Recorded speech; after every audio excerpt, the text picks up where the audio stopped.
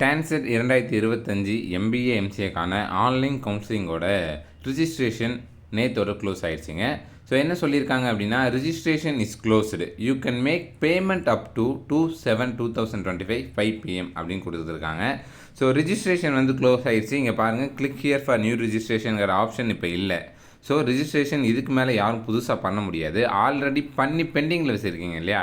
So அந்த மாதிரி பெண்டிங்கில் இருக்கிறவங்க சர்டிஃபிகேட் அப்லோட் பண்ணுறதா இருந்தாலும் சரி, இன்னும் பேமெண்ட்டே பண்ணாமல் இருந்தாலும் சரி, அந்த பேமெண்ட்டையும் சர்டிஃபிகேட் அப்லோடும் நீங்கள் இன்னொரு 2 நாளுக்குள்ளே பண்ணிடுங்க அப்படின்னு சொல்லி 2/7/2025 ஈவினிங் 5 மணி வரைக்கும் டைம் கொடுத்துருக்காங்க. ஸோ அப்போது உங்களுக்கு இன்னும் 2 நாள் டைம் இருக்குது. ஆல்ரெடி ரிஜிஸ்டர் பண்ணி பெண்டிங்கில் இருக்கிறவங்களுக்கு.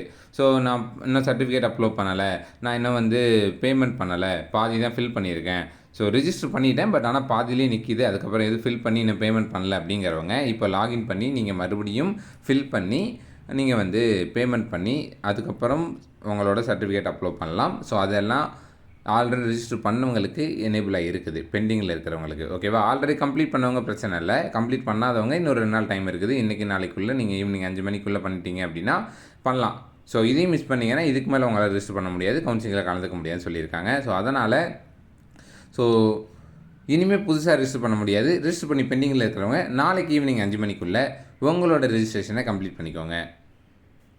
ஸோ இதுக்கு மேலே தான் உங்களுக்கான சர்டிஃபிகேட் வெரிஃபிகேஷன் ஸ்டேட்டஸ் ஆனது அப்லோட் ஆகும். ஸோ அதை வந்து அப்லோட் ஆனதுக்கப்புறம் நான் உங்களுக்கு கிளியராக எக்ஸ்பிளைன் பண்ணி ஒரு வீடியோ போடுறேன்.